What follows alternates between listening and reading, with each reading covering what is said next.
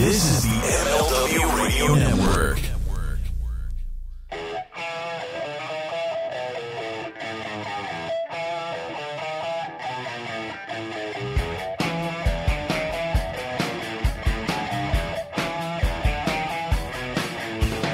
Welcome, everybody, to the Mind of the Meanie, your weekly peek into the world according to former WWE superstar and ECW original, the Blue Meanie. We'll cover wrestling, music, movies, sports, and lots of useless knowledge, all contained in the Mind of the Meanie. I am your tour guide, Josh Shernoff, and he is the Blue Meanie. Meanie, what's on your mind? Do you know where you are? Am I, in fact, in the jungle, baby? You're going to die. Oh, what's up, man? You've been man about town. Been a busy meanie. Yeah. Just going to see Guns N' Roses. And, No big deal. And Mammoth, WVH. Wolfgang Van Halen, stuff like that. Yeah, that's cool. No, I had a pretty good. The Inside Baseball. We're recording this on a Tuesday. Yep. And had a pretty good weekend. Good. Just had I was going to say, brain fart. Sorry. No, those are the least smelly ones. No, it's just like, had a good weekend. Went to, hold on. Just, speaking of that, we at the Guns N' Roses concert, there's somebody around us was letting out grandpa farts. I was like, oh my God. Like what? I Describe what a grandpa grandpa fart is. Oh man, just like, yeah, hot garbage. Like it's like trash truck juice. Oh, microwaved inside an old boot. Okay. We're driving home and Mrs. Meanie was like, "Was that you?" I was like, "No, that wasn't me." Those were some grandpa. She doesn't know your brand by now. Well, we went to Waffle House before, so it could have been. Yeah, my genetics were modified a little bit. Yeah, it's like we went to see Guns N' Roses and Wolfgang in Hershey at the stadium, and it was like pretty cool. Like the best concerts are the ones you aren't expecting. So like a buddy of mine was like, "Hey, I got some extra tickets you want to go?" I was like, "Yeah, sure." That's amazing. So we went and last second road trip, and I hadn't been to Hershey, PA in so long. Not since the WWE days and stuff like that. Oh wow! So I'm thinking, oh yeah, you know what? We'll drive up, we'll get something to eat on the way, and then we'll go to the stadium. And every place that I used to go to no longer existed. So like these cool little diners and stuff. So I was like, yeah, that sucks. So we pulled over and like the food near me and. We saw there was a Waffle House, and like Waffle House is like typically a pro wrestling road trip tradition. Sure. But we're like, fuck it. So, and my car didn't break down this time, thank God.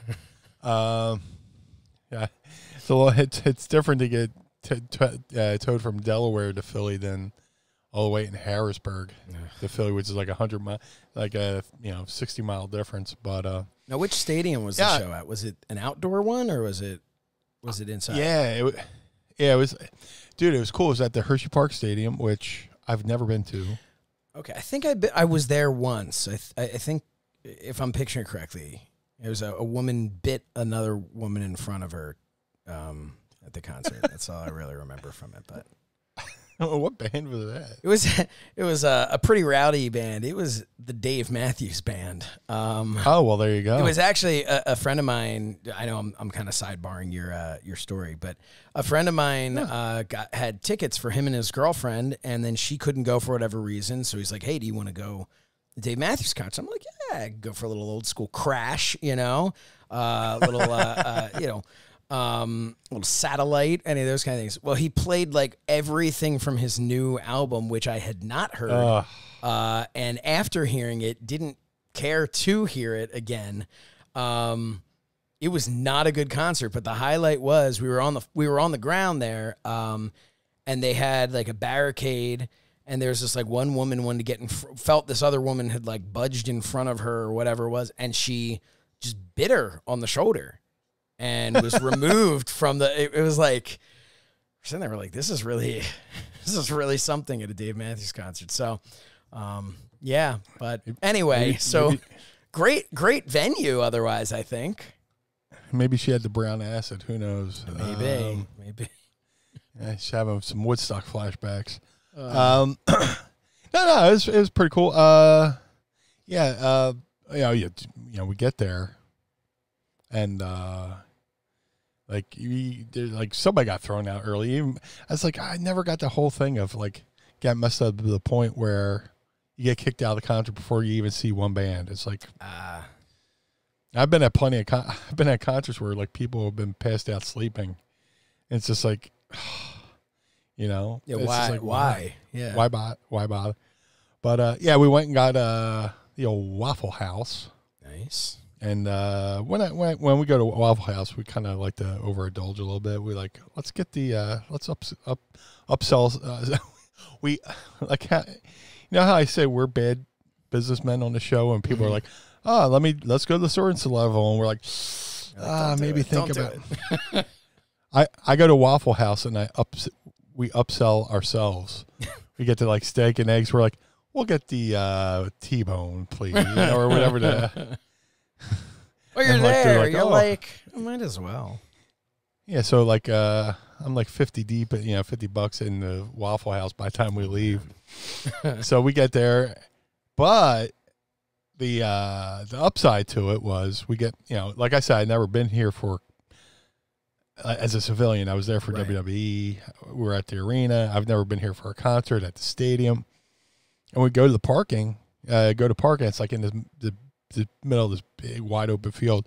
They didn't charge for parking. So the wrestler in me is going, well, I spent $50 at Waffle House. I was expecting to pay another $20 to $30 on parking. Right. So technically I only spent $20 for Waffle House. There you go. So I was doing wrestling math. Yep, rationalizing it with yourself. Yeah, so I didn't feel as much of a glutton, for for dropping 50 on a Waffle House. Wait, man, you think about the amount of food you got for $20? It's impressive. Dude, I wish I would have took a photo of it. I got the waffles, the steak, eggs, and hash browns, and all that good stuff. Well, if it hasn't made it through your system yet, why don't you just grab a quick picture on the way out and just describe it to us? Put that on our Patreon Facebook page.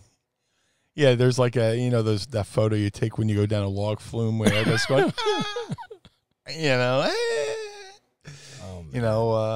but that was cool. Yeah, we parked, and it's a bit of a haul over to the venue, and it's like this new deal where they send your tickets on your cell phone kind of thing. You don't have like hard tickets.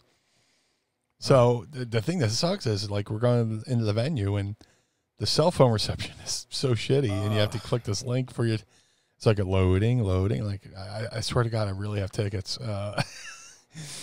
But we got in. We found our seats. I was going to buy a tour shirt, but like prices were a little stiff, like $50 for a shirt. I was like, take a hard pass on that. That's a shirt. This isn't a T-bone and some eggs. Yeah. Buddy, I just spent $50 at Waffle House. Yeah. You want me to spend $50 on a shirt that's just black and white? The guy says to you, but what did you pay for parking? Right. And you're like, here you go. Yeah. Touche. Yeah. Well, you know what? All you need to do is take a nice picture of it and have Sorensen make you Sorensen. God, Sorensen's posting here. I'm seeing Sorensen says Sorensen levels all the way. Slichter. You have to send it to Slichter. Yeah. Send it to Sorensen. I don't know what he'll do with it, but yeah. But dude, what a show. And it's definitely me. I don't think it needs to be discussed at how big of a Van Halen fan I am. You've listened to them before? A little bit. I've dabbled. But so cool I've only that Wolfgang was there. Like that's... Yeah. And I'm surprised they didn't talk about the album on here. His album's amazing. I think you mentioned it when it first came out, but I don't think we've gone into any real detail about it. My memory's shit. Anyway, so well, I could tell you things I did, when I was 2 years old, but I couldn't tell you anything I did yesterday, which is weird.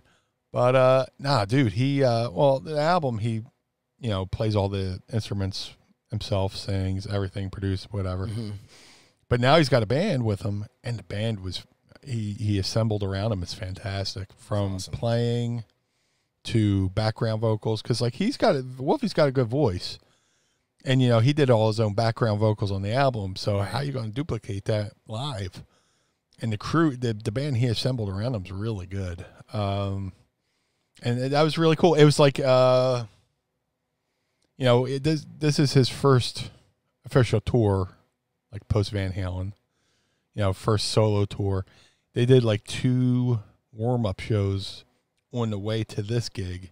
So technically I saw the 3rd ever Mammoth WVH show, which was awesome. That's crazy. It's kind of cool to say, 20 years, I saw them back then, and, Hershey. Yeah, and I mean, I guess you can, if they had warm-up shows, you can still count it as seeing their first show.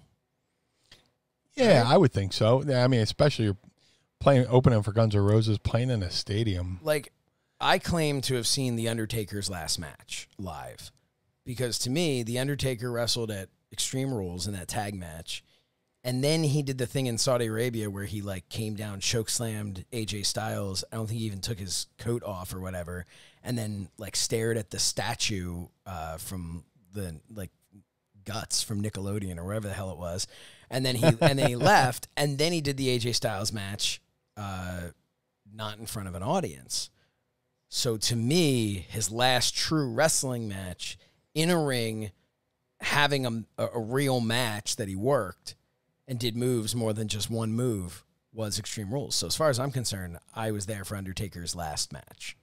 So I feel like by that logic, you were very much there for his first concert. I'll count it. Yeah, there you go.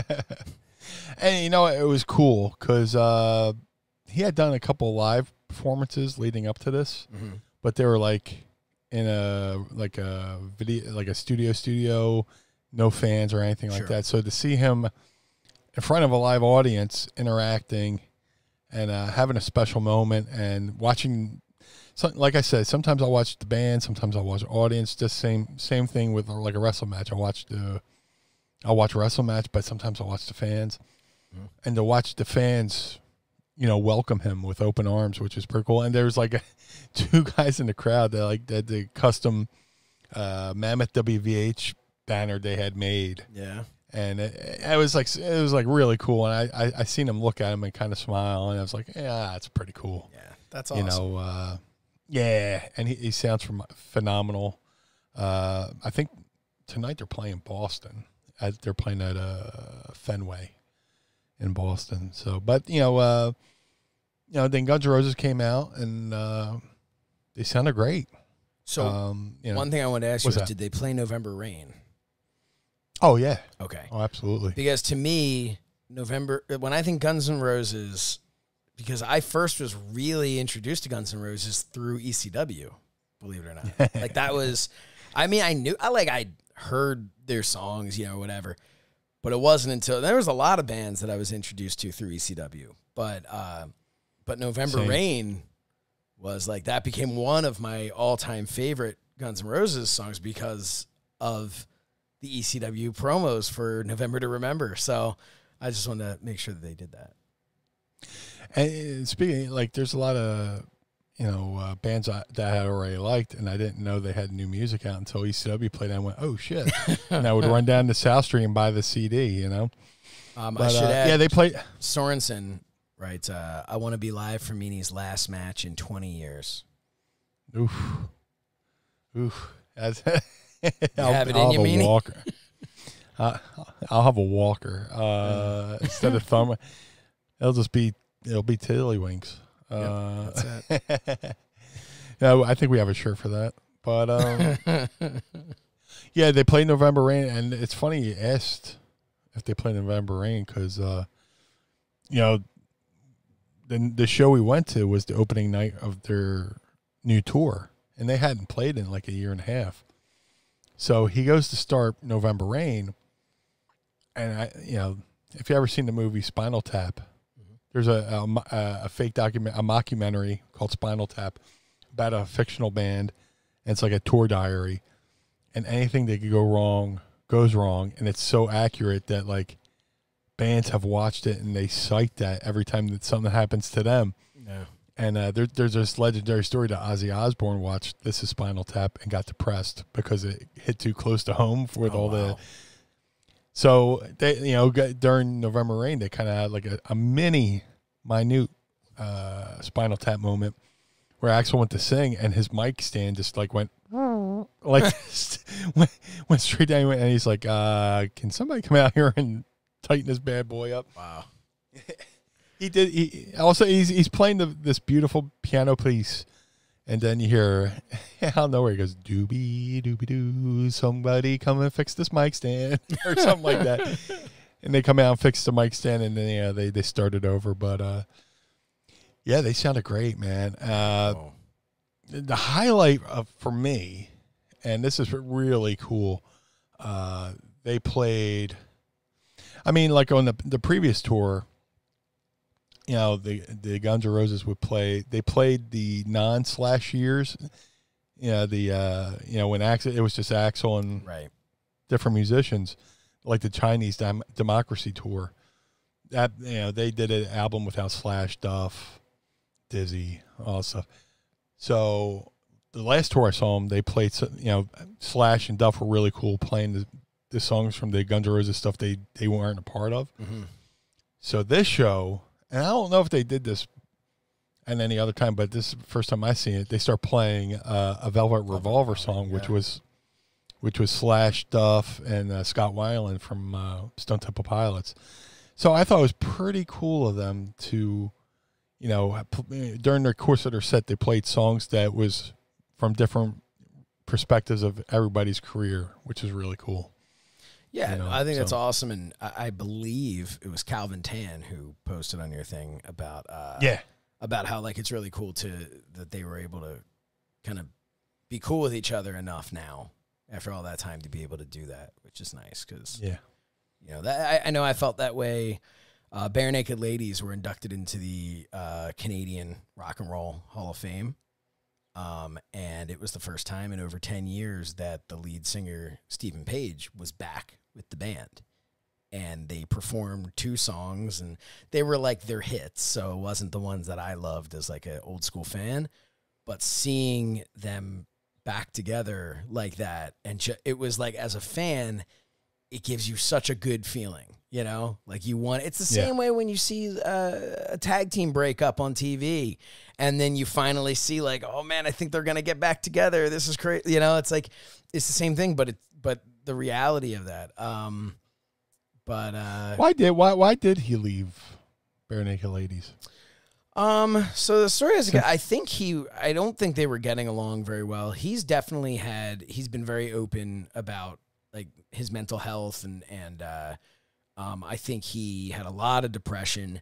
They were doing a children's album that they were doing, and then he got busted for cocaine possession, and it was like it was not a good situation. He's doing great now. Apparently he's doing really well.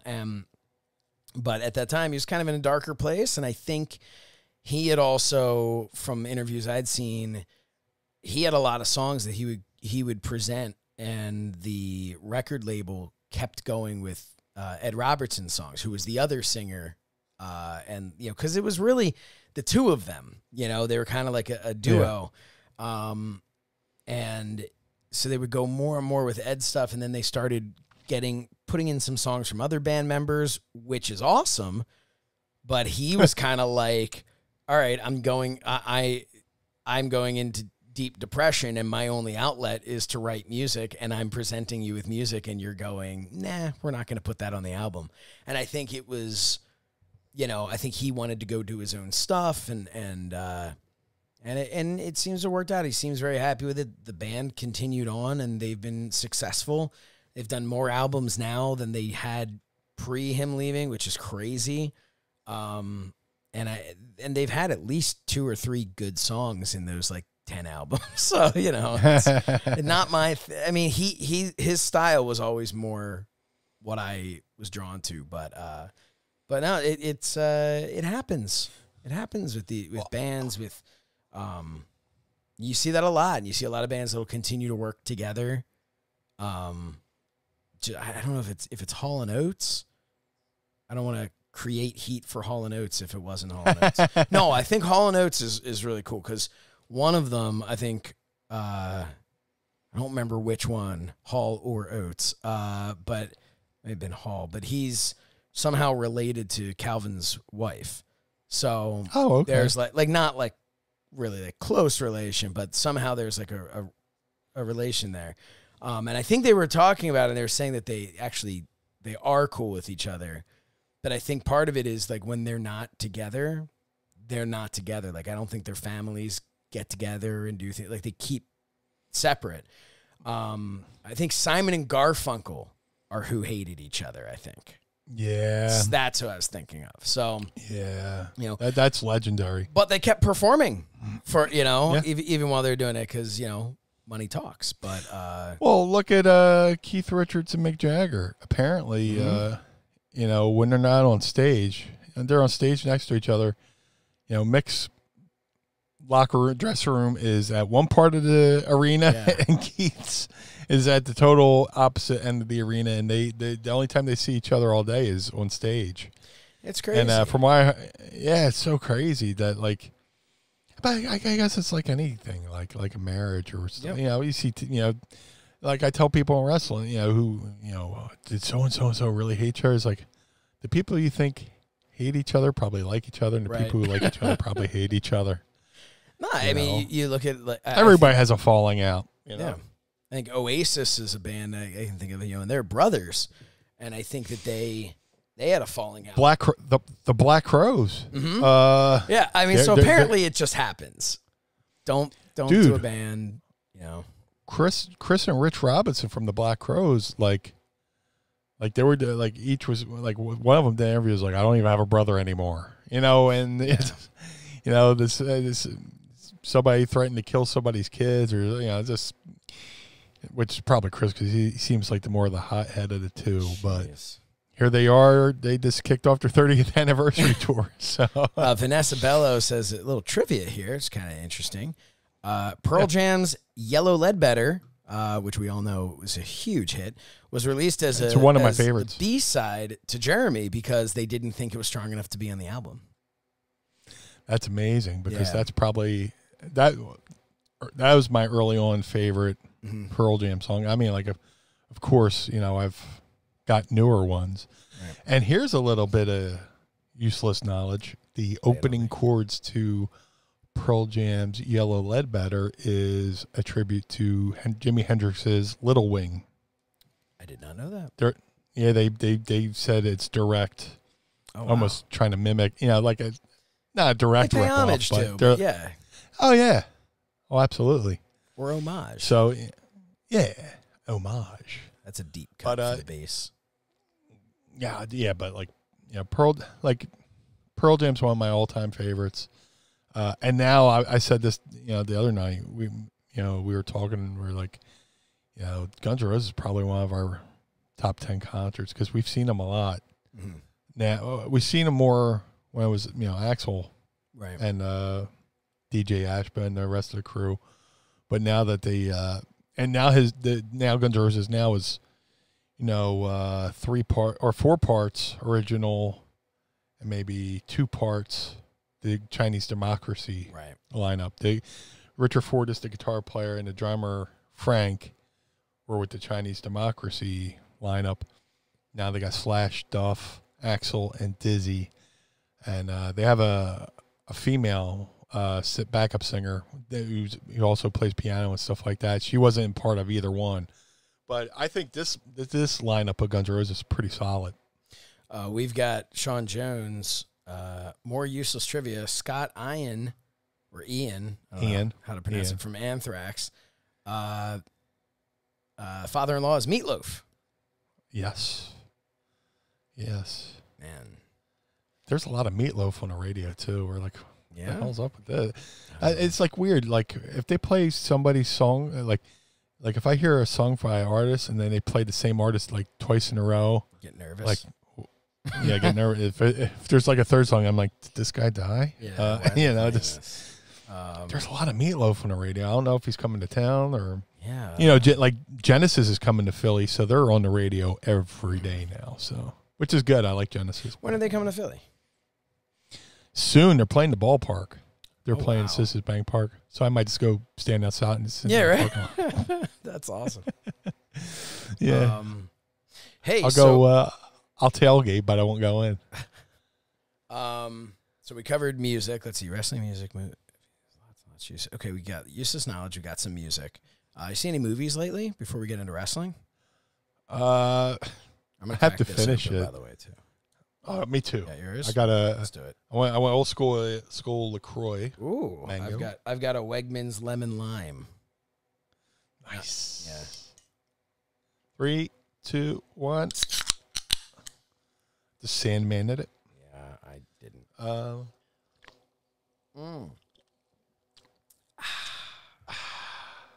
So I started watching a part of a documentary last night, and like we said before, we even went live with the Patreon folks. Like, my sleep has been fucked.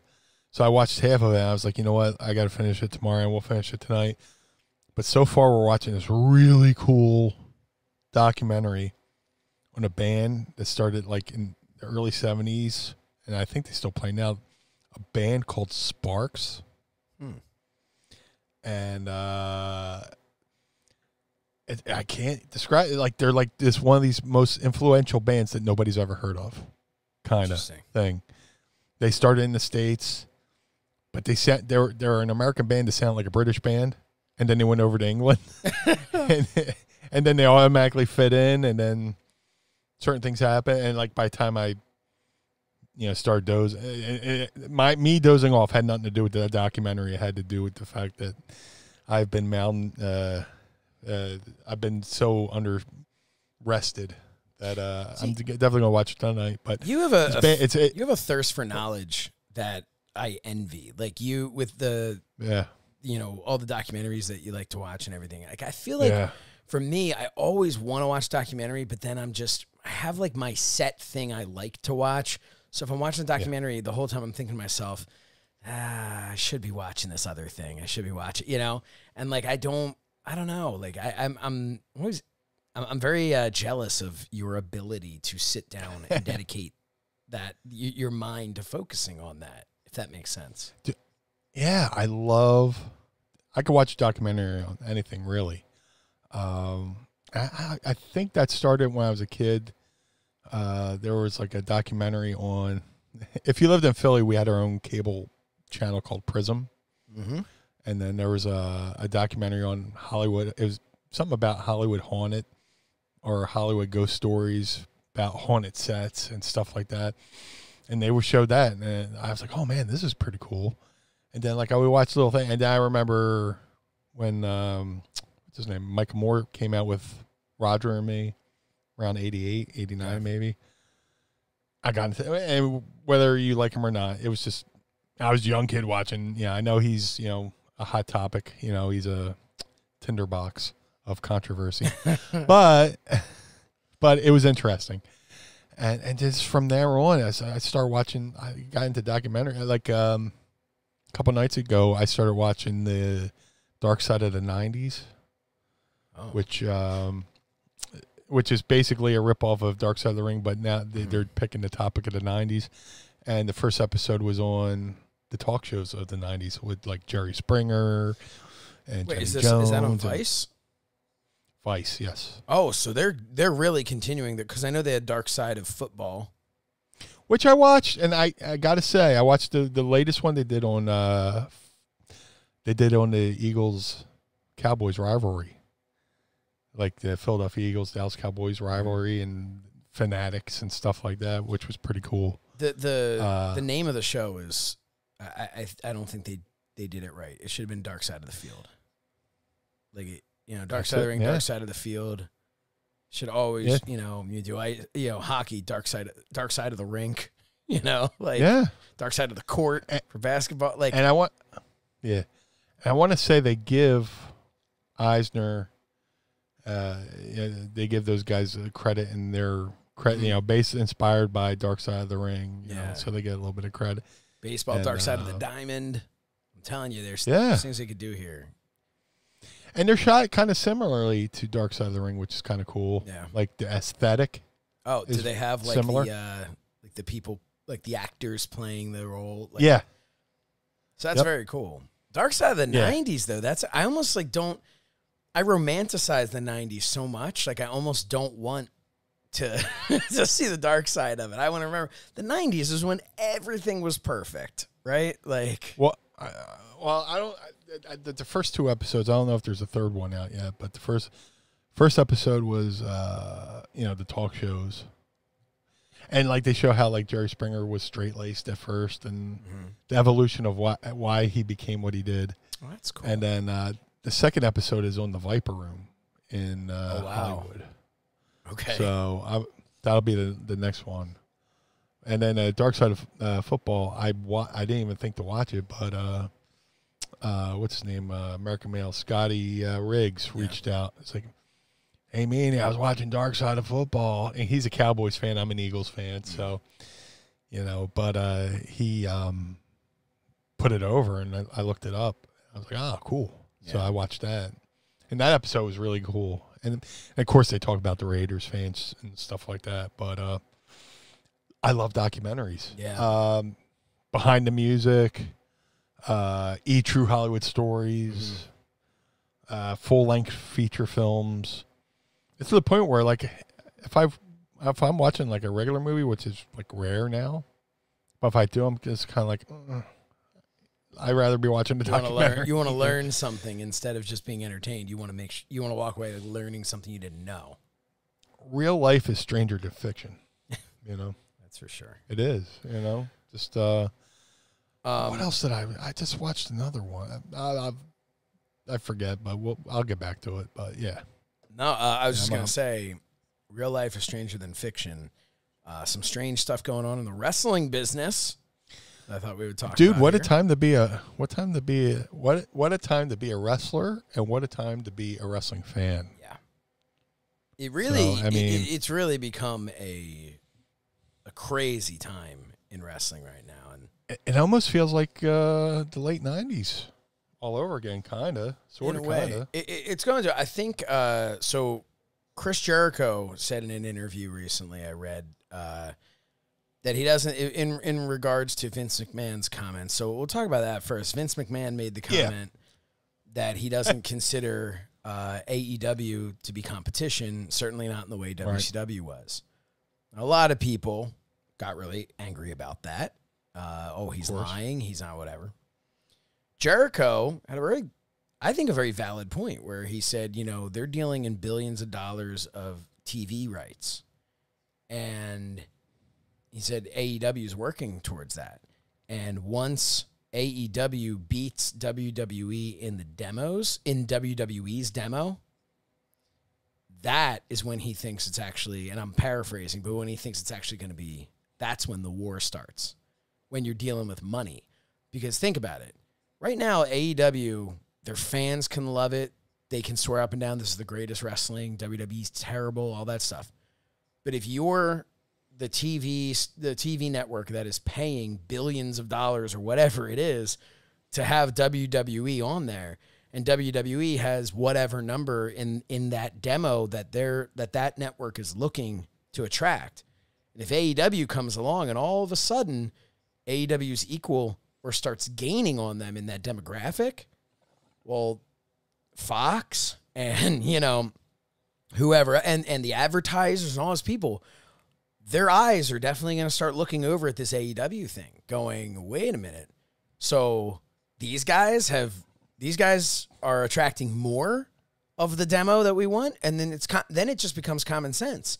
It's why we see great television shows get canceled, because it's all about, well, who are they attracting? Well, what type of demographic are they getting? How many people, when a network I'm speaking to this like I'm pontificating here, like I really know, but when a network, when they put a show on the air, they're putting that show on for a purpose, and that show in a specific time, on a specific night, is to get a specific demographic, a specific audience. And that I thought when Jericho said that, I was like, wow, that really, really makes a lot of sense. That's when the war starts, because that's, WWE and WCW, that war was there. Wasn't even so much when the talent was crossing over. It was when WCW was getting more people were watching WCW, because the advertisers were going to start looking elsewhere. And now it's not just advertisers. Now it's these TV deals, Yeah. There's different ways to look at it. I don't think it'll ever be a war because they're not running head to head. And like aren't they going we have to go, or am I wrong? When is Rampage going to air on Fridays? No clue. Somebody's got to let us know. How about me? So here, let me get to the point before it disappears. It's like, if that was the point, if that was the case, NXT would have been canceled off USA Network when they were going head to head with NXT on Wednesday nights.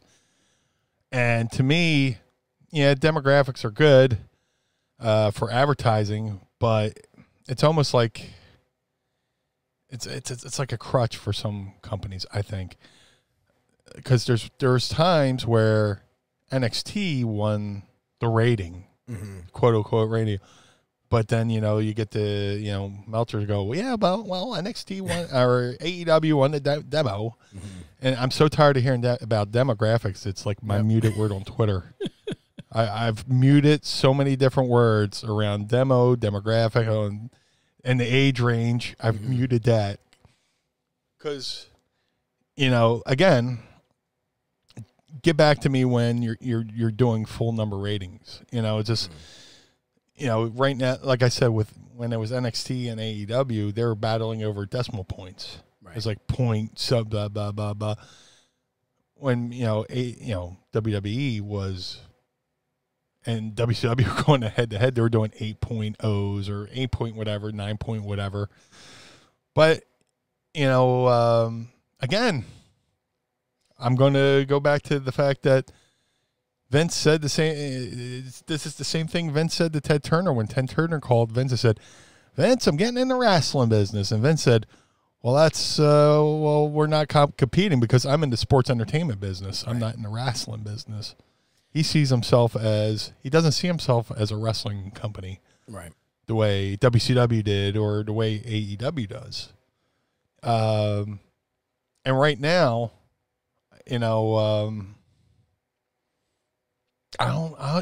it's good. Look, I want everybody to do well. I want everybody to do good, but it's just like, it's just about to disappear out of my head.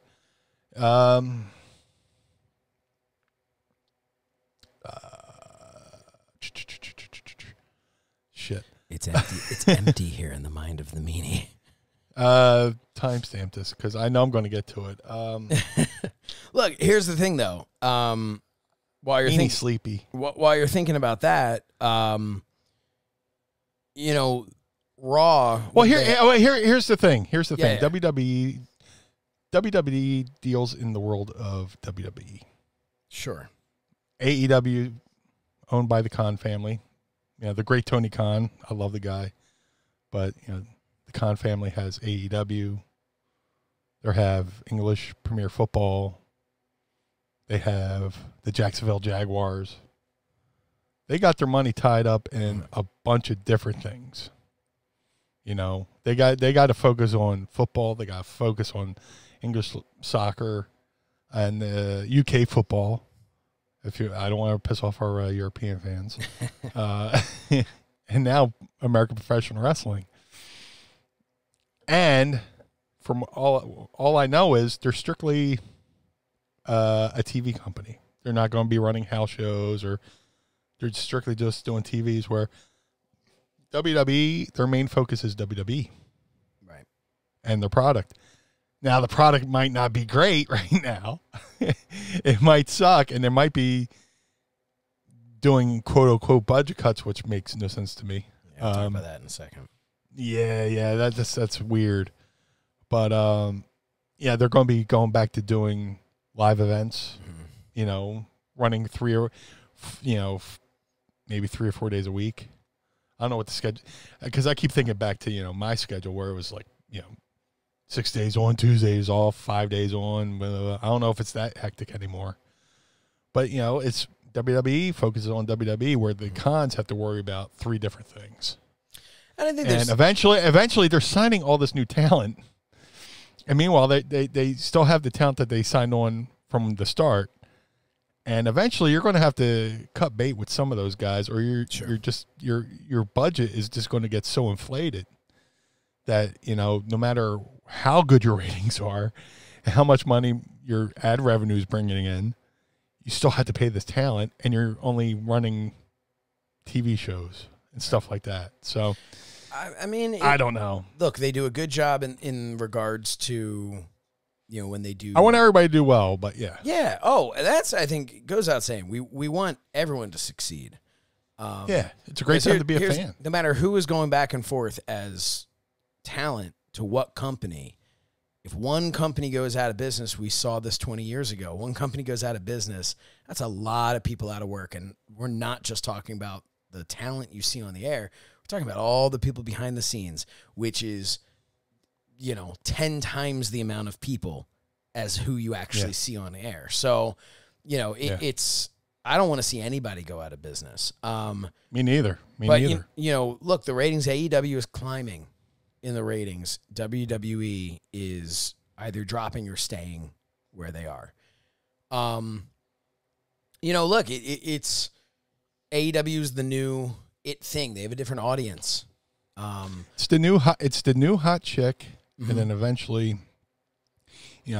like when you're in high school, the new girl comes to school and she's beautiful and she can't do no wrong. But eventually, you start noticing, oh, she's got a mustache. Eventually she notices you out in the tree, outside of her window, and then the police get involved, and it's like, it's not what you thought it was going to be in the beginning when you were just sniffing her hair, dude. Hopefully it's not a case of history repeating itself where everybody's like, oh, billionaire Ted's going to take Vince down. Well, he had all that money and he went out of business. Oh, well, Dixie Carter, she's a millionaire. She owns a Pan Energy. And, they went out of business. I heard some fun Dixie Carter stories. I'm sure. Recently. And it seems like I wouldn't, and again, I don't know Tony Khan, I don't know Dixie Carter, but from what I've heard from people who do know both, I would say Dixie Carter isn't even in the same league in understanding what a professional wrestling company is and should be compared to Tony Khan. I think Tony Khan really gets it. I also think, people go, oh, why are they doing another show? Well, clearly, TNT thought that they were good enough that they wanted to put a different show on. They wanted to send one of them on over to TBS and bump that. 10 o'clock, by the way, on Fridays is when it's going to happen. So what's kind of interesting is SmackDown's a lead-in. Not a direct lead-in because it's a different network, but it's a lead-in. And in a lot of ways... what's that? WWE can drag out their main event, an extra 5 minutes to bleed into the AEW show. Yeah, I mean that. Here's another thing that AEW does that I wish they wouldn't do. They this isn't it sounds like a criticism, but they'll overdo a market they got 3 shows coming up in Chicago in around the same time. Well, like when they debuted, and with because CM Punk, but whatchamacallit, but and I've seen this. They debuted for their debut Dynamite in Washington, D.C., and then a couple weeks later, they do a pay-per-view in Baltimore, which is less than an hour away. So the people who wanted to see AEW chose to go to the first ever Dynamite, and there's a good portion that wind up going to Baltimore. You know, but a couple weeks later. But I wonder if they look at that and that's on purpose, right? Like, because so first of all, and this, excuse me, a little seltzer kiss, as they say. So first of all, and I don't mean this to sound like, well, Meanie, let me teach you what's really going on. I don't know. All I know is just I was lucky enough to be around people having conversations in the early days of AEW, doing stuff for FITE. And I do remember having a conversation with Alex Marvez, where he kind of was saying he of course wasn't giving me numbers, wasn't giving me things like that, but he was kind of explaining why, while a lot of people really are just, well, how come you haven't been to California yet? How come you haven't been here? How come you haven't been there? And a big portion of it was the trucks, was the production trucks. They were using, and I might not be completely right with all of it, but let's say they're using the TNT production trucks. Well, those are also being used for basketball, let's say. Mm-hmm. So when they're planning their schedule of where they're going, they had to plan in a way to make sure that their trucks were going to be able to be the next place those trucks needed to be at the date that they needed to be. Is that 100% why they didn't go elsewhere? No. I mean, I know there were times I remember hearing that they were going to go to one place and then they couldn't get the building for the day that they wanted. So if you couldn't get it for that exact day, it wasn't a matter of, well, come next week. It's like, well, no, that throws off all the other buildings that we've already agreed to and stuff. But I also wonder sometimes did they look at it and say, man, we know we draw well in Washington, but we don't want to come right back to Washington, D.C. But, hey, if we come to Baltimore, we know that's driving distance of this hot town that we know we will draw to. You know, so maybe that was, and I'm not saying that is it. I'm just saying maybe that was their mindset. But I think the Baltimore show suffered because of the Washington show. Because because people only have so much money. And I lurk on the social medias, and now I'm going through the Twitter feeds, and there's people who are going to one show in Chicago, and they're like, man, I really wish I could afford to go to both. Sure. You know, it's just like, well, you can wear an area out, you know, and just like, you know, distance me, you know, like, how can I miss you if you don't go away? Yeah. You know, you're going to be in Chicago within 3 weeks, twice in 3 weeks, and that's something like that. Not only that, though, Meanie, they're in Chicago, and then, was it 2 weeks later, they're back in Chicago for 3 nights, for Wednesday, for Friday, and for Sunday. So, but at the same time, they're selling tickets like crazy. And here's the other thing is, hopefully shit doesn't get shut down. Well, that is a whole other concern. Because I was just watching video from this past weekend, and Lollapalooza was in Chicago. Mm-hmm. And, you know, a lot of people there. So, you know, and here I am talking, I just went to Guns N' Roses. No, but Lollapalooza apparently was, you had to show proof of vaccination or a negative test within 3 days. Good. The only thing about that, takes 2 weeks for symptoms to show up. 2 weeks for symptoms to go up, but also, like, I know what my vaccination card looks like, and I promise you, I could copy that and make a fake one. Like, I could make them for anyone who wants. Hey, Josh, do you mind hooking me up with that? Yeah, not a problem at all. I mean, it's literally this day and age, like, it's such an easy thing to copy. We're in an era. We're in an era where we can make deep fake videos. I was gonna say, yeah. There's a guy who has a deep fake video channel of him as Tom Cruise, and it looks just like Tom Cruise. So you could scan your card into Photoshop and find a font that's similar and exactly. Not that I'm encouraging. I'm not encouraging that. No, but certainly not encouraging. You get the damn shot, people, so things don't get shut down. But that's the big fear right now. Yeah, because New York just they're making their guidelines a little bit stricter, and AEW's running the Arthur Ashe Stadium. Now the question is, you know, if we drop, because it's so soon, maybe we could be a thing where they're like, we're dropping down, it has to be 25% capacity or 50% capacity. Maybe we'll start with those stages so that the events still happen. But even then, I don't want to do this again. Come on. Come on, people. It's frustrating. It's frustrating. But and everything I've been saying about AEW, WWE is just analytical. Yeah. Of I'm not picking. I'm not picking WWE over AEW. I love both companies. I love AEW. I love WWE. I love MLW. I love Ring of Honor. You hate I'm Impact. sure there's a couple. I love it. Well, I've come around on Impact, but they just get residual heat from the TNA days where I thought they killed the golden goose. Yeah. You know, they had a really good thing with their homegrown talent. Yeah. That they didn't need to bring in the other talent. Here's the thing: you dated Impact's older sister. Impact seems great, but it's it's really tough for you to kind of trust. You know, you don't want them to have to pay for what their older sister did, but at the same time, come on, you look so similar. You know, it's like how a hotel elevator goes from the 12th floor directly to the 14th floor because they don't want. But if you're on that 14th floor, you know you're on the 13th floor. You know where you are. Yeah, you know where you are.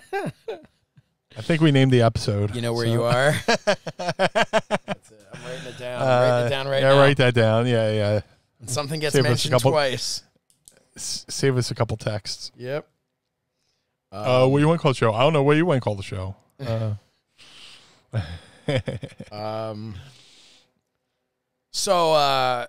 But I do. Yes, Sean Jones here says WWE will be sold or deep in the process of being sold by December. That's his opinion. Well, I've said that. I agree. Dude, I was saying that on Twitter a month ago. I would say you gave them the idea. You gave them Thunderdome. They're like, I think they should sell him. They're like, this fucking meanie guy. He's just, he's knocking it out of the park here. Dude, I should get some kind of consultant job somewhere. Or just is there a part in the office called Professional Muse? Or I just watch your TV and tweet stuff at you and you use it. I did it. I tweeted Thunderdome to Tony Khan. I personally texted it to Chris Jericho. WWE uses it. Yep. So I'm like, what the fuck? But yeah, I think WWE is going to be sold. And the whole episode where I thought I said it, they're going to be sold at.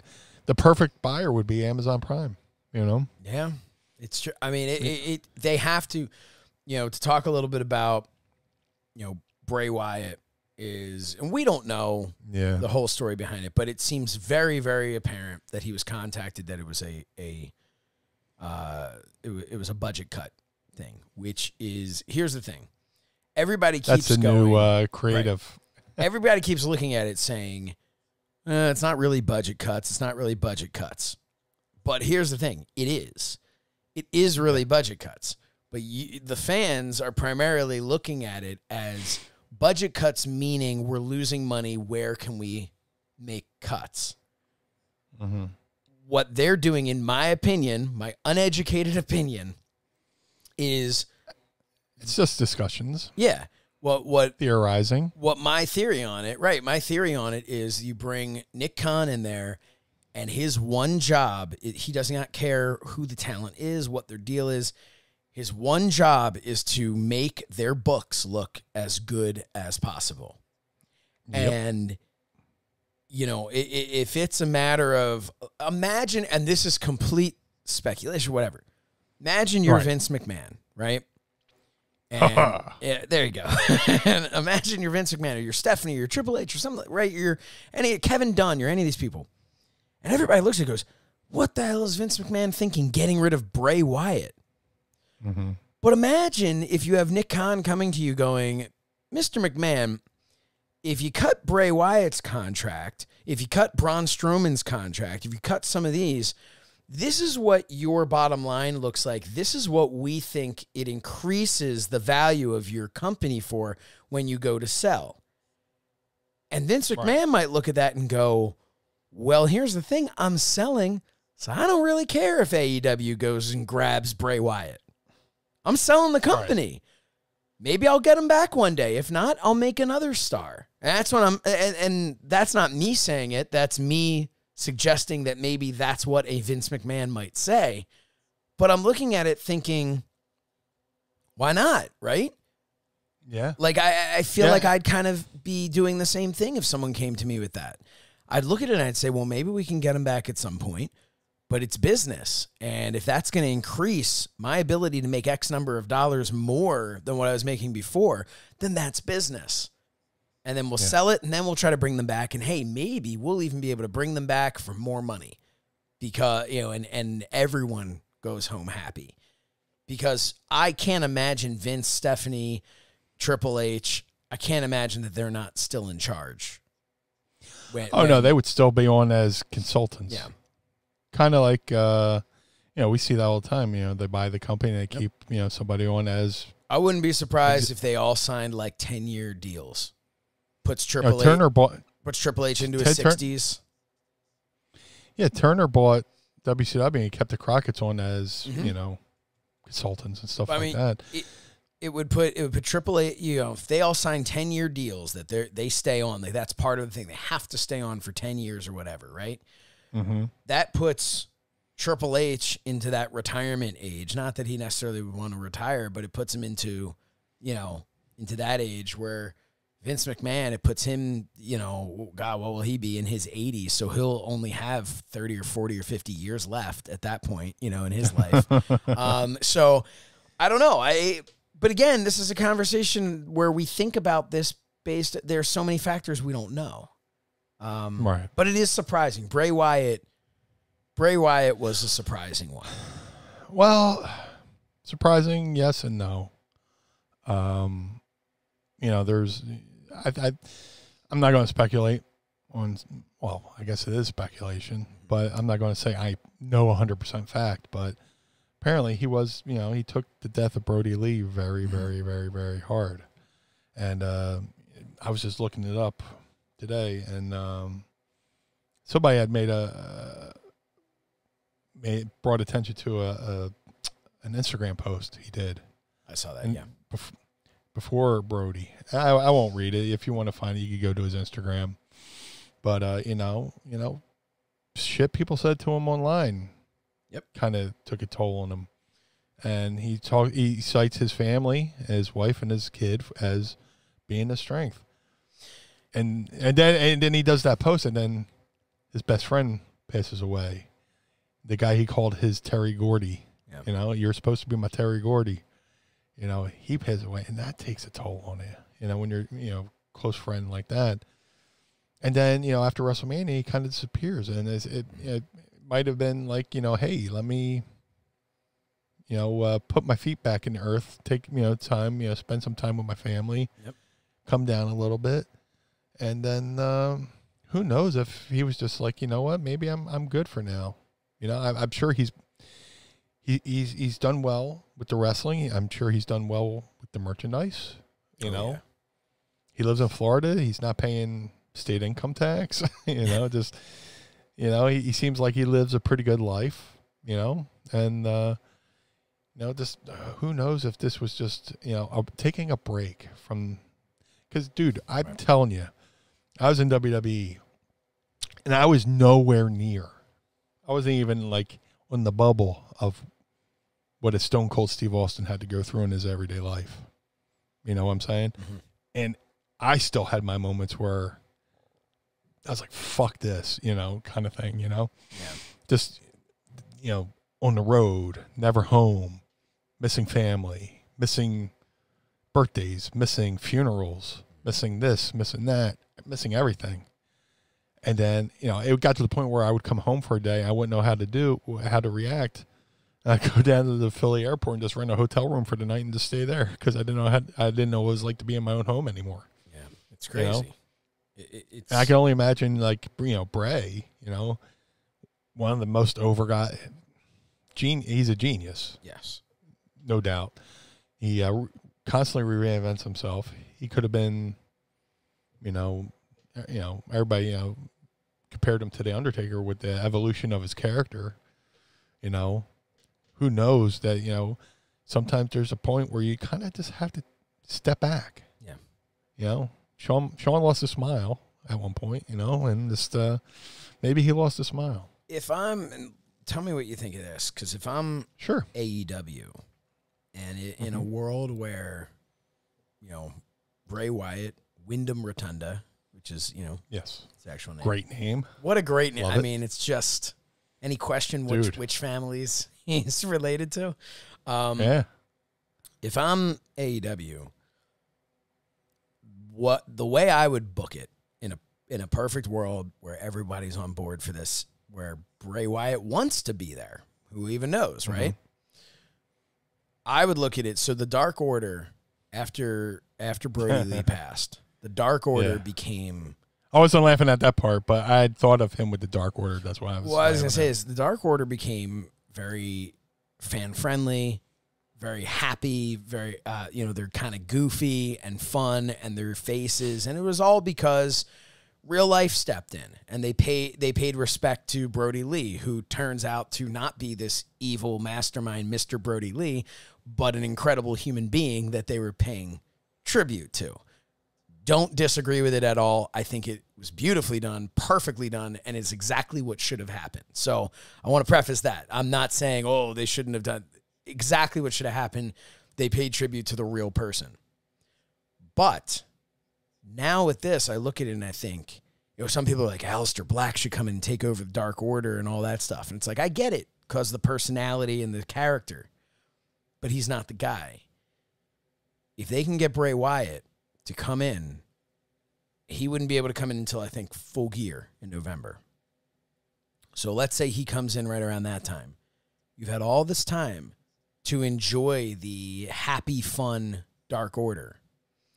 But if Bray Wyatt comes in and kind of picks up where the Mr. Brody Lee character left off, kind of comes in with this almost like he is there to like right the wrong, to put things back in the way that the Exalted One would have wanted, you know, because Brody Lee was smacking them with rolled up paper. He was, you know, screaming and yelling at them and doing that, you know, and it was a really interesting way. And if he were to come in and kind of bring the Dark Order, like this isn't his vision, this isn't, you know, because it's been enough time that now we can all comfortably get back into that character that Brody Lee created. So he goes back in and he says, you know, this isn't, you know, this is not what the Exalted One wanted, and Bray Wyatt takes over. Some of them, some of the characters that have come really over his faces, that's a great opportunity for them to leave the group, for them to feud with the Dark Order, for them to go out on their own as bigger face stars. And some of the ones who haven't really transcended yet, some of them stick with it. Maybe you bring some new people in and you have this new Dark Order that returns to what the Dark Order was originally supposed to be. But now you've got this, you have someone again, the only person since Brody Lee that I think could handle those types of promos, those types of that dark thing. So that to me is how I would book it, and go from there. It seems like it's ready-made, that continues to pay tribute. We've paid so much tribute to the real person behind the Brody Lee character. Now here's an opportunity for the guy's real-life friend to come in and pay tribute to the Brody Lee character, and in that way. That's just my idea. I don't know if that's stupid or wrong or whatever, but that was what kind of rolled around in my head of what I'd like to see happen. My visual of potentially booking Bray Wyatt into AEW would be to bring the new version of, well, like kind of like how I saw Guns N' Roses with some original members, some new members. Mm-hmm. He could come over to AEW. I don't know if they bring Braun. I don't know if they bring Redbeard. But my biggest pet peeve with, and it's not even a peeve, but I know what you're the fact that the fact they didn't have Bo Dallas as part of the Wyatt family drove me insane. So you bring in Bo Dallas, you know, he could be, you call him Bray Wyatt, but you call him Bo Wyatt or whatever. Right. Now imagine this. Bray Wyatt we're calling him now for the sake of argument, comes in to start a feud with the Dark Order in the role of Raven, and they take over. He tries to lure Brody Lee's son away from the Dark Order to be a part of his family, his true family. Wow. And the Dark Order, who are already baby faces, have another reason to shine. And you can have Evil Uno versus Bray Wyatt, all this stuff, and the Dark Order go off and list somebody else, and they bring him in, or they can, bring in, they could bring in the Redbeard guy for them. Right. So you got a member of the original Wyatt family feuding with the Wyatt family as Bray Wyatt tries to lure Brody Lee's son from the Dark Order to join his family, kind of like how Raven lured Tyler Fullington away from the Sandman and said everything, like that. And, they can, do all that. I mean, straight up just copy what Raven did with Tyler. I love it. They could bring me in to be the party clown again. But you could do that, and Tony Khan, he was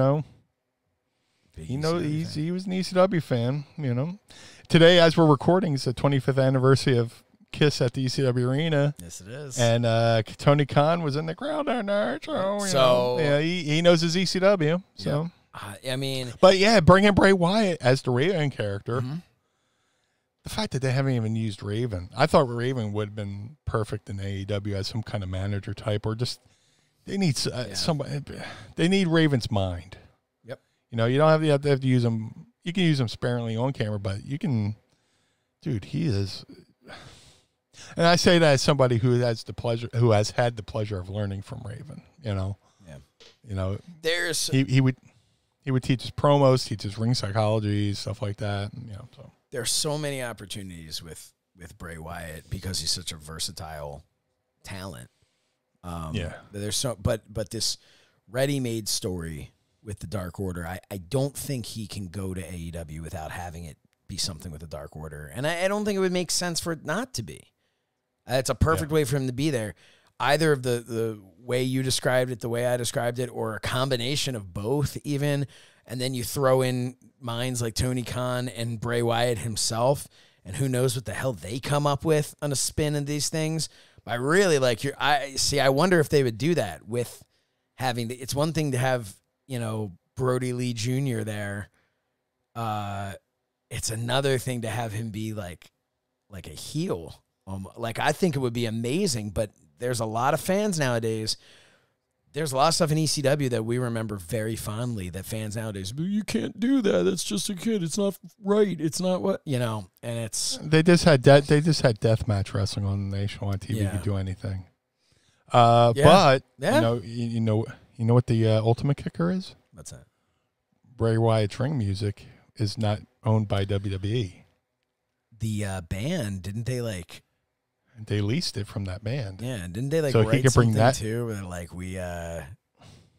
we got you on the next one or something. They tweeted at him.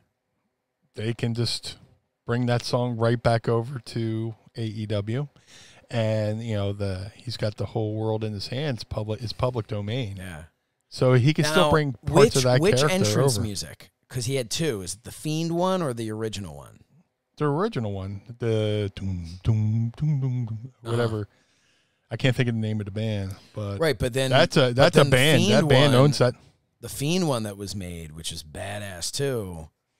That's that song just covered by Code Orange. Right, but is that something that he can also use, or does WWE have the rights to that? I don't know. Because I think if Guns N' Roses covered, Live and Let Die, but Paul McCartney still owns the rights. So here's the thing. Either way, it's a legit song that can be covered. So at the very least, another band covers the song, right? Yeah. He has to, oh God, I'm getting chills thinking of the pop, Yeah. He gets it. So the lights go out. Everybody turns on their camera phone lights. Return of the Fireflies. Well, if you can't call them fireflies, call them dragonflies, or or lightning. Well, you can't. Lightning bugs ain't too hardcore, but fireflies is better. But you can still use that music. That you could use that first song. Yeah, they can license it from that band, and then you can still have them do he's got the whole world in his hand. There are some things I feel like they couldn't do, and I don't really know, but this is an IP situation. You got to get the gimmick attorney on it to see, but I feel like there are some things he couldn't do. Like I don't think he'd be allowed to carry a lantern with him to the ring.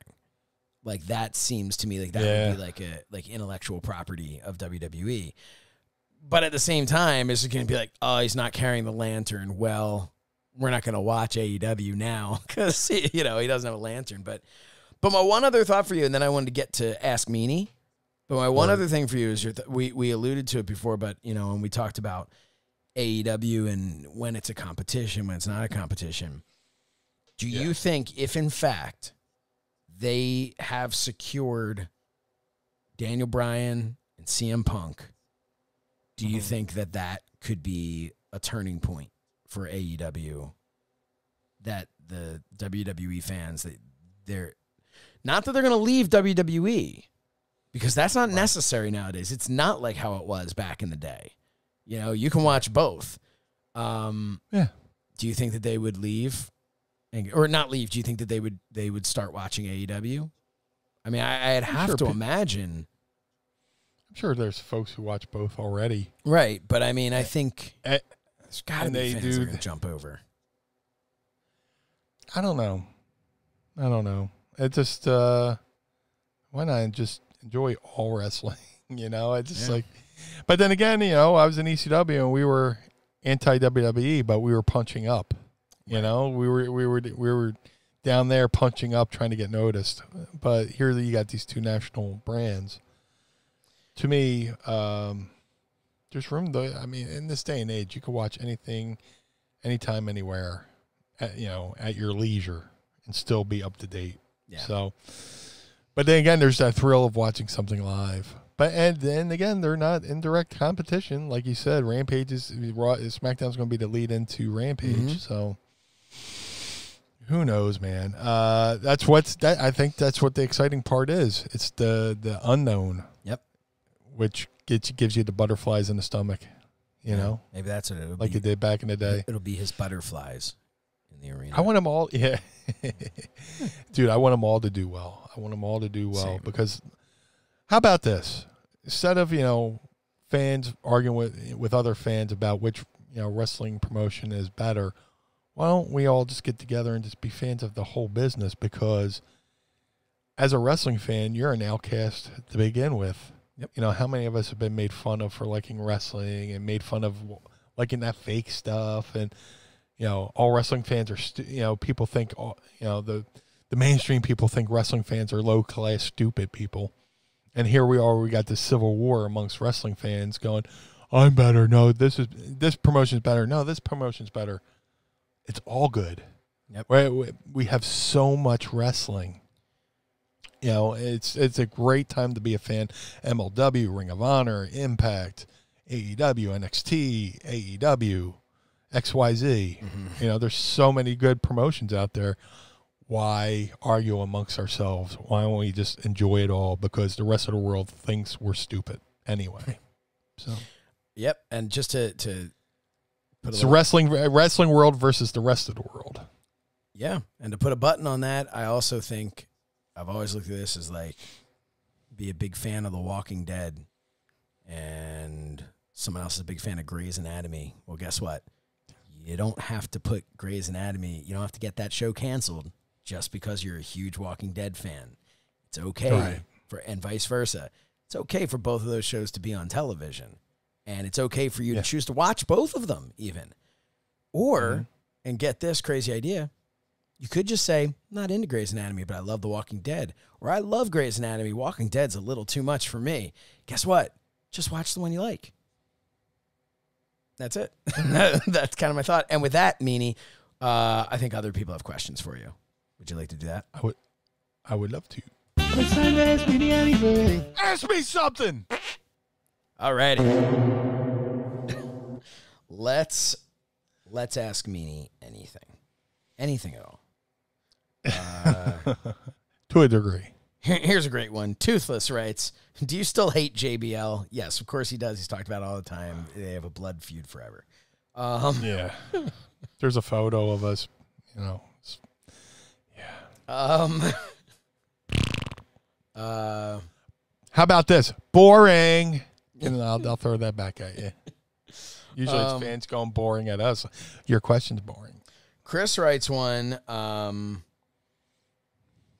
He writes, what death in wrestling has hit Josh and the Blue Meanie the hardest? I think that your answers could be the same or different. For me, it was Owen Hart. But I got to say, Brody Lee was up there very recently. That was shocking. But that's me as a fan. I didn't know either of them. You have, unfortunately, had to deal with so many colleagues and friends. Well, of course, Owen. Yeah. You know, Luna. You know, because that was, and you hate to say it because they weren't unexpected, as opposed to thinking the other, you know, right. There's other wrestling events that hit me just as hard, but you know, Luna's was I didn't expect. I think for you, it's a difficult thing. I didn't expect. It's going to somebody and saying, which one of your friends dying was most... I don't think that's... I don't think all of them hit me hard. Yeah, I don't think there really can be an answer. I think from the fans, we attach to these people very differently than you would, as, you know. But it's also safe to say the younger they are, and not because of anything other than the fact that they're younger and they shouldn't. You know, we just lost, as we're recording this today, we found out that the assassin passed away. Yeah. That's upsetting, but here's somebody that was much older, so you're going to have that affects you differently. Same way with your family. It affects you differently when it's a relative who's very old than if, you know, God forbid it was a relative that was very young. You know, there's differences, but anyway, on a more uplifting thing, Mark and Dryden, is David Letterman an unsung hero in exposing wrestling to the masses in the 80s with the Lawler-Andy Kaufman interview? He also had Heenan, Vince, and Andre as guests, along with professing his love of Heenan and Dick the Bruiser in his youth. Oh, absolutely. That was a great point. It is. And I would say put him in the WWE Hall of Fame, you know. He had Heenan on one of his anniversary shows. He had, you know, Vince on one of his shows. I think it was a New Year's Eve show, and Vince was in an emergency room waiting to announce the birth of the first baby of whatever the year that was or whatever. Mm-hmm. And they had a fun banter back and forth. He had Andre. You know, he had so many different things, but specifically Lawler and Kaufman. Sure. You know, that, you know, when Letterman finally went off the air and they did, you know, the video highlight of everything that happened on the show, that smack was on there. You know, they remember that one. You know, and he's definitely an unsung hero. He's a big wrestling fan. He grew up in, you know, Indiana boy, watching Dick the Bruiser and stuff like that. So, yeah, absolutely. Definitely an unsung hero. Producer Rob writes, what's the one match you always wanted that you never got to have? Oh, I thought you were going to say match I wanted to see. Hey, great question, too. Answer both of them. I wish I could have saw Backlund versus Flair at the Omni, NWA versus WWF. There's, seems to be no footage of that, but there's one great photo of Scrappy McGowan holding up both belts as they face off, you know. I wish I could have seen that. Match I wanted to have but couldn't. Oh, my God. I mean, I would have loved to have worked Snuka. And there was a moment where I was supposed to take a splash and it got canceled, and I was so angry. But I would love to have done something with Jimmy Snuka, you know. As far as, I don't know if this is bullshit, but Paulie teased maybe me working with Terry Funk once. after November. Was it November? Yeah, November 90. It was the show in New Orleans when he slapped me. He came out and interrupted our match. And I was like, Paul, thanks for having, Terry in our deal, because that's a rub for us. No matter even if he laid his ass, like, now imagine you having a match with Terry Funk. I was like, book it. All right. Threaten me with a good time, yeah. Yeah, but then like a month later, I went to WWE, so there was that. Yeah. So, Oh, well, it worked out. I would have loved to, done something with Terry. Terry could have made me, like the old saying, Terry could have a 5-star match with a broomstick. Did you ever interact with Masato Tanaka? If so, what was he like as a person that came from Rusty Shackleford? Masato Tanaka, he could be in the locker room, and you greet everybody in the locker room. Hey, how you doing? Hey, how you doing? I'd go to shake his hand, give him a hug, and he'd do the Blue Meanie dance. Oh, Blue Meanie, and he'd do a quick little Meanie dance, and I would pop, and he was great. He was great. One of the boys. This next question is kind of a combination between Sean Jones, Patreon member here, and Mark and Dryden. Sean had asked earlier, did either one of you see Rousey's response to the Bray Wyatt release? Mark writes, I did. You did or didn't? Did not. Okay, well, Mark writes, what do you two think about Ronda Rousey's comments about the fans being the reason Bray Wyatt is no longer in WWE? Do you think this and other previous comments at the fans is her in character or her real thoughts? And what she said was this: I've seen you same, quote, fans chanting hashtag we want Wyatt last night, chanting we want beach balls over Bray Wyatt performing. If the WWE treated him like he was expendable, it was because you ungrateful idiots did first. So she's saying, she also left out when Bray Wyatt debuted, the fans chanted Husky Harris at him. So. Yes, which I was furious. I usually don't get pissed off at the fans. And that was in Baltimore. And I usually don't get pissed off at the fan. I'm like, whatever, the fans are stupid, who cares? Like, what, it doesn't matter, right?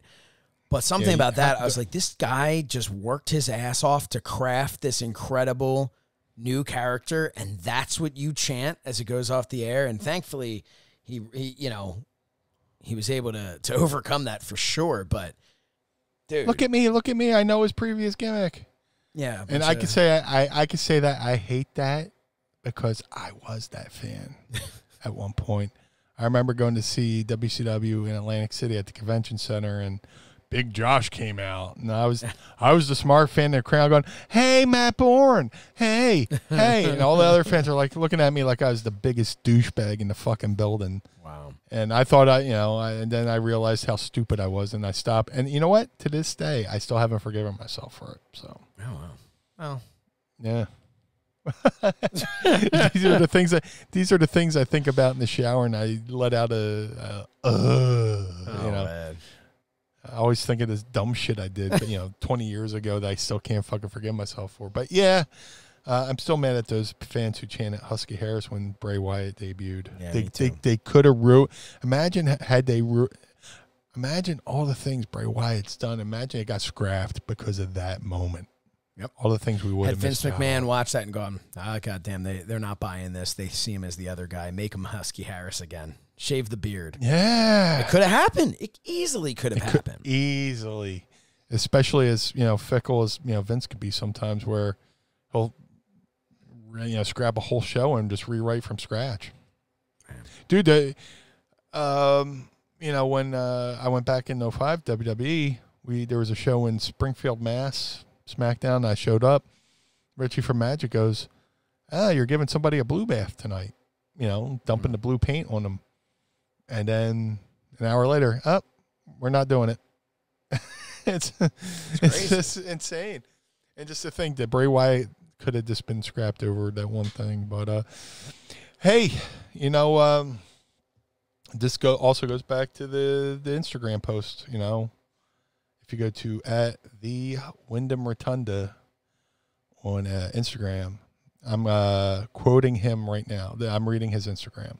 He says, "You are stale. They ruined you. He is boring. I hate his matches. My life is art. My art success and my loved ones are the only exit I have from my mental health. You have no idea how much a simple, thoughtless comment on social media can directly affect the person you are sending it to. With great power comes great responsibility. The negative in our world is astonishing, and mental health is at an all-time decline. Be better. It could save a life. They saved mine. I love you, JoJo. I love you, kids. I love you, Mom. So, yep. And when he was released, I put on Twitter, and then I later deleted it because I felt bad speculating on somebody's mental health. Sure. I wouldn't want somebody to do that to me, so I deleted it. But I said, and that's before I read that. Mm-hmm. I knew he had taken Brody's death pretty harshly.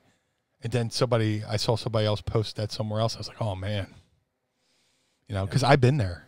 I battled depression, and you could be having a great day, and then somebody on social media says something about you and just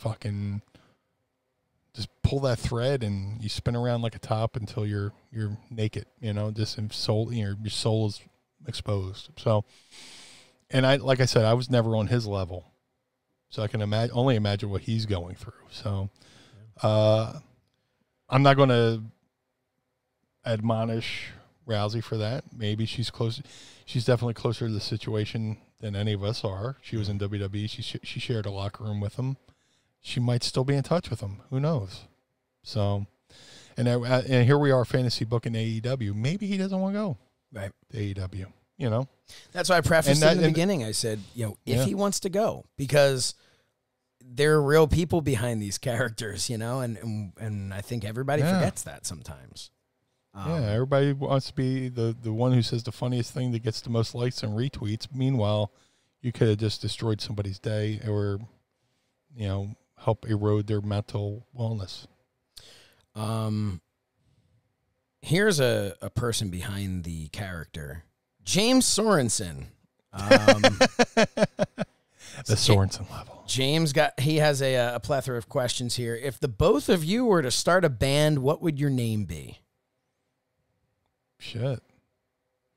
No, it wouldn't be called shit. That's just me that's thinking out loud. Blue Ties? It would sound like shit. Yeah. I don't know. God damn. Blue Ties. I had a funny name. A band together. Yeah. Okay. That's how I read it. I was saying Blue Ties. I'll go with that, man. Right? There's your logo. Yeah. Slichter. You want to put that tour, Blue Ties tour logo? Yeah. What would yours do you have another one in mind if it was your own band you're starting? Dude, I fucking had I said something so funny earlier to somebody else. I was like, oh, that'll be because I always say like a funny set of words. I go, oh, that's my new band name. And then it disappeared. If I remember, I'll do it in our Facebook group. Oh, I mean, I'm on kayfabe. That's for Patreon only. Well, it's not kayfabe. It's one of the things we tell people. Yeah, but what we say in there is it's like Fight Club. Oh, yeah. Happens. If you want to know about it, go to patreon.com/mindofthemeanie and join us over at the Patreon Facebook page. I'm trying to make sales. So James Sorensen also says, when you do retire, who do you want to be your final opponent? Orange Cassidy or Al Snow, who currently is indulging on the hors d'oeuvres in the Blue Room? Yes, son of a bitch. Al Snow, I'm so sorry. Are we ever going to get this right? You know what? Unfortunately, though, we only have time for one more question after this, so I'm, jeez. You know what, though? We could probably bring it. Save him for next week. That's fine. Yeah, where's he going? I mean, he's, Nah, Al's fine. Those are some good hors d'oeuvres. Yeah. I think he wouldn't mind having some more, so we'll leave him be. Yeah, don't disturb him. That's all right. If you so final opponent, if you had the choice, Orange Cassidy or Al Snow for your last match ever, what would it be? Oh my god! I had to pick between those two. Had to pick between those two. Probably Al. Yeah, definitely be Al. Yeah, that's if he's still wrestling, which I'm sure he will be because He looks phenomenal. Yeah, so. he was hanging out with Billy Gunn over at the Fountain of Youth, I feel like. Oh, my God. Talk about a guy who hasn't aged. Yeah. How old is Al now? Is Al in his 50s yet? He's got to be, right? I think he's 13 years older than me, maybe. So, and I'm 48. So, maybe 61. What? Al Snow is in his... All right, hold on a second. Go How look. old is... We could just bring him in and ask him. Nah, I don't want to... That's all. He's eating. Yeah. How old is Al Snow? No, Al is 58 years old. Wow, I thought he was. He's 58. 58. So he's only 10 years old. Oh, that's weird. You know what? I'm thinking. Okay, never mind. Here's where I'm getting confused. When I first went to train with him, he told me I had been in the business for 13 years. Okay. So that's where I got confused. So Billy Gunn is 57. Al Snow is 58. Good. These guys, It's like one day they got together and they're just like, wouldn't it be fun if we looked better than we did in our 20s? And then made it happen. Like, not that I'm on their level, but when I did the Legends of Hamburg a couple weeks ago, a few people remarked, wow, you look really good. And I was like, I think I aged into my look. You know, I don't know. You know, well, you definitely... You know what's funny? Like looking at, did you have the blue hair there or no? Nah. Okay. See, here's the thing. Maybe for fuck that. But maybe for starters, the fact that your hair was always blue, their expectation. It's not like they're like, remember that nice, dirty blonde, whatever. Yeah. So, but you have aged into your look in the sense that like you don't look like someone you go like, he really should color his hair. Like the gray works for you. There are some people where I feel like my skin tone. What's that? With my skin tone. Well, as I'm saying, some people go gray. I have an uncle who, as soon as he went gray, he looks like 10 times better than he did. Not that he ever looked bad before, but he just looks. You look at him, you're just like, yeah, I feel like he was always meant to have gray hair. There's like. And then there's the people like who Ted go Danson. gray where you're just like, dude, what happened? This is not right. Yeah. This doesn't look right at all. So, but yeah. I think I'm glad I embraced it. It's just, I'm glad I still have hair because, dude, man, that bleaching and dyeing, it just takes a toll. Thank God Mama Meanie had good hair. So now I got a good head of hair there. Yeah. And they're not sponsoring this week, but if you want to take care of your lower head of hair, go to manscaped.com, promo code Meanie20. I do want to say shout out to Manscaped. They will be continuing to sponsor us through the month of August. We had good numbers with them. So thank you, everybody. Thank you to the Pod Squad for taking advantage of Meanie20 on the promo code because Manscaped had just decided to re-up with us. So thank you. So we really appreciate that. Last question here, and then we're going to wrap it up. James Sorensen. Hey, it's Sorensen level. This guy can ask as many questions as he wants. Sorensen with the hat trick. He says, who is the one artist that you met that wasn't Eddie Van Halen that still gave you chills when interacting with them? Ooh. He had some goodies. Well, yeah, like, kind of like made me feel like a kid again, maybe.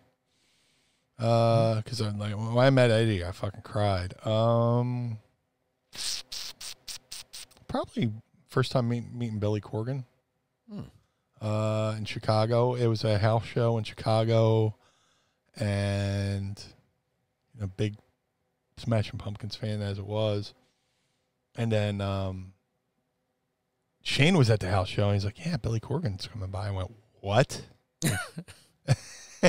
And I just kind of like lurked by the entranceway, and awesome. Just like see if they weren't ribbing me. And, lo and behold, there he was. And cool dude, great guy. And then, we saw him that night, and then he came back to Chicago the night of Jericho's debut, August 9th, 99. he was there for that, which is that whole backstage was like an all-star thing. It was like Billy Corgan was there, Snoop Dogg was there. Like so many different people were at that show. It was insane. But you know, here we are all these years later, and you know, Billy, he's running NWA. It's cool to still call him a friend, and I've had some cool moments with him where you know, there weren't any cameras around. Like, you know, when the Pumpkins have like their VIP things and they have a meet and greet and they play a couple songs and, hey man, play some Van Halen for me. And he would just like play, you know, Ain't Talking About Love or something like that. You know, just cool little moments like that. And I would just sing along and, you know, duet with Billy on like a Van Halen song. Man. There's a video online of the Smashing Pumpkins from like a VIP meet and greet where they play a couple songs and then they do a Q&A. But they played Today. You know, today is the... At the end of the song, he plays the opening riff to Van Halen's Mean Street and then points to me. Oh, that was for you. I was like, oh, that's awesome. So, yeah, so... Yeah, you know, Billy... You know, they always say, don't meet your heroes. I'm glad I met Billy. You know, because he's one of the good guys. He's on my list too. If everybody gets their act together and the world doesn't shut down, I'm supposed to be headed out to the 73rd anniversary show for NWA. Yeah. Or at the very least, I think I'm supposed to be there for the Empower with 20. They're close to selling out that show, by the way. They're close to selling out both shows. Yeah, so I don't know which one I'm going to be, and then I'm also trying to figure it out because it's a Sunday, and then that next in St. Louis, and then the next morning is my daughter's first day of first grade and my son's first day of school ever doing pre-K, and I'm not missing that. So I don't know what I'm hoping I can just do a nice fight and focus for both shows on Saturday and then get out of there. But otherwise I'm going to be taking a red eye. But I am really hoping to meet Billy Corgan there because it's one of those things where that's for all the people I know who don't really get what I do. They know I do something in that wrestling thing, you know, and like, but as soon as just like, it was like when I met Jay and Silent Bob backstage at AEW Dynamite, nobody cared that I was doing a fight and focus and interviewing Dustin Rhodes and the Bucks and all that, you know, right before Dynamite debuted on TNT. But when I posted a picture with Jay and Silent Bob, that got some people out of the woodwork. Ooh, what's Josh up to these days? You know, so it's when you get to meet the people that transcend wrestling, that's when you really get to rub it in people's faces. But another cool artist, Carrie King from Slayer. He's a really good dude.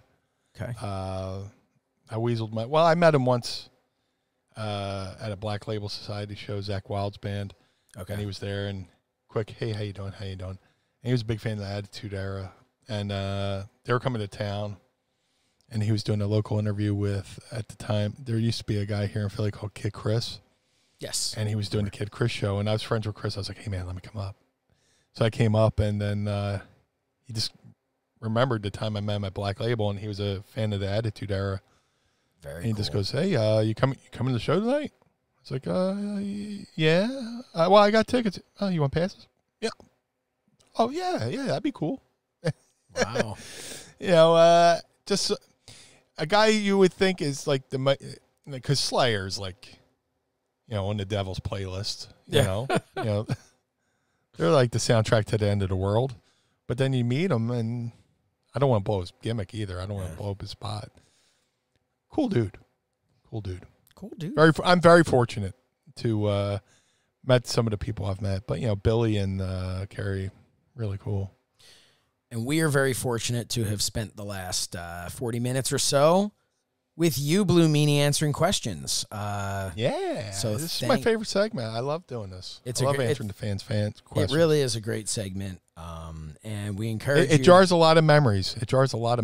Yes. And we encourage you to get those questions in right now for next week. Going to do a little something different next week, Meanie. I'm not going to be here. And that's weird. That's weird for me. Yeah. But you're in good hands. next week, I will have a substitute. He's gonna wheel a TV in on a cart and we'll show you a movie. We'll be watching Glory, like in the history class back in when I was in Langley High School. That's why I watched Glory. Glory is one of my favorite movies of all time. Me too. I watched it in school. Dude, I cried like a fucking baby. Oh, it was amazing. Such a good movie. Amazing. Great soundtrack to it as well, like the music band. Yes. But Andre no, Brower, man. You will not be watching Glory, although I do recommend you go watch it. But no, we are going to have one Adam Bernard will be sitting in this seat. Not this seat, because I hope not. Otherwise, he's breaking into my home while I'm gone. But if he does, can you fix the ceiling here? He'll go, look at me. I'm the Josh now. Yeah. But I'm very excited to, for the first time in 73 weeks, I will get to enjoy this crazy thing people have been talking about called Mind of the Meanie. I'll get to, as a fan, put this on and listen to it. I'm really excited for it. Adam Bernard is, if you don't follow him, check him out on social media. I don't remember his social media off the top of my head, so I'll look it up while we're talking here. But Adam, it'll be cool. While you look that up, it'll be cool. Everything's cool in the Mind of the Meanie land, but like we've told our Patreon folks, the real world opened up and things are a little bit hectic. Yes, and like we said, Josh is super busy with FITE. I'm super busy with my real life duties. But we make sure we get together, to do this show for you guys and for our, live in the living color. We have a Patreon audience watching right now, live as we do this. And it's my favorite part of the week. And it's going to be weird. But like I said, it's going to be like a match where you're making the hot tag. Yep. And I think it'll be fun for everybody. I think, it'll be, he does a great job. You can follow him on social media at This Is Goober. Goober. But Adam does a great job, and I was a guest on his podcast once upon a time, and he then asked me how I was able to get Eric Bischoff for So Says Shernoff, and I explained to him, Andy Slichter. James Sorensen. I switched them today. I said Sorensen when I meant Slichter, and I said Slichter when I meant Sorensen. You're going to buy a lottery ticket. What's going on here? But anyway, I connected him with my contact of how I got Eric on the show, and because I felt like he did a really great job when he was interviewing me, and we've talked about many times before, meaning of putting your reputation on the line for somebody, and then I watched his interview with Eric, and I thought it was fantastic. I thought he did a great job. He's got a great social media feed too. Yeah, I read his posts, and his posts are very thoughtful. Yes, and well presented. Yeah, he's a good dude, and I know the Pod Squad is going to welcome him with open arms. And he's going to be there for the next, I think 2 weeks, I think is the plan. Yeah. But then I will return for episode 75. Yeah. That's a threat. I will be back for episode 75. But again, yes, all is well in the Mind of the Meanie universe. Otherwise, this is a really awkward way for me to find out I'm fired. But no, the one thing we never wanted to do was hit you guys with the, sorry, no episode this week. Things came up. And my feeling was, Meanie has been great to work around my schedule, but the reality is it's Mind of the Meanie. And if one of us can't make it, it's got to be me, because nobody wants this without the Blue Meanie. So the thought was, it's great as I'm getting busier with things and lucky to be busier with things. It is great to know that as Meanie gets busier and says, hey, I can't do this time. And I go, well, shit, Meanie, I can't do that either. I can't do the time that you can do. We can do the old hot tag and know that we have somebody like an Adam Bernard. And then, man, if he can't do it, we'll have to tag someone else in there. But Paul from ad-free shows, you're on the notice. Yeah, right. Although Cassio Kid, oh my God, he was a little hot that we didn't tag him in. So I told him, I said, next time. Vanessa says, I'm going to call him not Josh. Oh my God. Hey, maybe we've already come up with the name of next week's episode. But no, I'm really excited to listen to it, and I know he is really excited. And now, Pod Squad, you be very kind to Adam Bernard. Be nice. I feel like the teacher. Yeah. Be kind to the substitute teacher, or I don't know. Yeah. Be nice, or I'm not going to be allowed to ever take a vacation. So please, please welcome him. But in the meantime, while you're waiting, do us a favor. Go give us a follow on social media at Mind of the Meanie across all platforms. Follow us as individuals as well, if you would be so kind. He is at Blue Meanie BWO, and I am at So Says Shernoff. Check out some of our great shirts over at ProWrestlingTees.com/Mind of the Meanie. We have some new ones up there. And then you want all things Blue Meanie and BWO, well, you've got to go to ProWrestlingTees.com/Blue Meanie. And if you want a couple of things that have a random S on them, like the shirt I'm wearing now, go to ProWrestlingTees.com/So Says Shernoff. I'm going to be recording an episode of Talking with Friends, so check that out over at YouTube.com/So Says Shernoff, where you can also check out the most viewed video I've ever had. Most viewed prior to that was about 9 or 10 views. But the video with Matt Cardona is up there and is way past 150,000. So that's insane. Wow. Turns out people like him more than me. But yeah, definitely go over. We're still doing Talking with Friends. It's on the So Says Shernoff YouTube channel and the So Says Shernoff podcast feed. So go subscribe to that if you want to hear some more Talking with Friends. And then, of course, the Blue Meanie can be found over, well, I know you've got Cameo Meanie, but are you also you're a part of Shoot? Yeah, if you like what I do in Cameo, you could get the same thing over at ProWrestlingTees.com/Blue Meanie. They have a new service called Shoot, where I can do a video for you, whether it's a birthday, anniversary, or tell somebody to fuck off. No, I'm just kidding. But no, it's a lot of fun over there. Pro Wrestling Tees is doing a lot of great things to expand their business model, and I'm fortunate that they asked me be a part of that.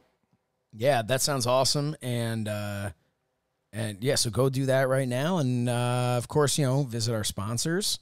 Even though they're not officially sponsoring, still go to manscaped.com, promo code Meanie20. Go to mindofthemeanie.com for our action figures. The signed ones have sold out. So Meanie and I will next be seeing each other, if all's well with the world. We will be seeing each other in the middle of September for the Brothers Gatter signing. Also go to brothersgatter.com or mindofthemeanie.com and click the link to go order our wrestling buddies, either both of them together or individually.